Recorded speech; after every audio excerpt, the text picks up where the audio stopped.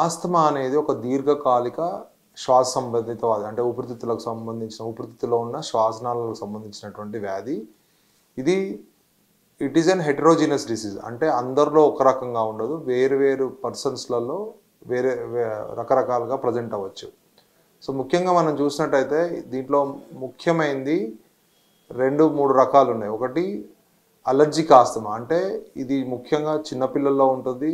అంటే it starts from childhood. అంటే చిన్నపిల్లలుగా ఉన్నప్పుడే స్టార్ట్ అవుతుంది. వివిధ అలర్జెన్స్ వల్ల వివిధ అలర్జెన్స్కి ఎక్స్పోజ్ అవ్వడం వల్ల ఈ జబ్బు అనేది లైఫ్ లాంగ్ ఉండవచ్చు.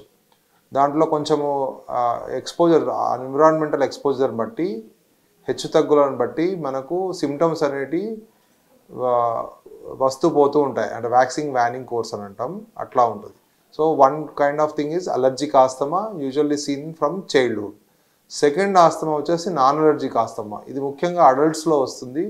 ఇది ఆక్యుపేషనల్, అంటే ఆక్యుపేషనల్గా కొన్ని కాంపౌండ్స్కి, కెమికల్ కాంపౌండ్స్కి ఎక్స్పోజ్ అయినప్పుడు, హార్మోనల్ ఇంబ్యాలెన్స్ వల్ల, అట్లనే ఒబేసిటీ వల్ల కూడా ఈ ఆస్తమా అనేది రావచ్చు.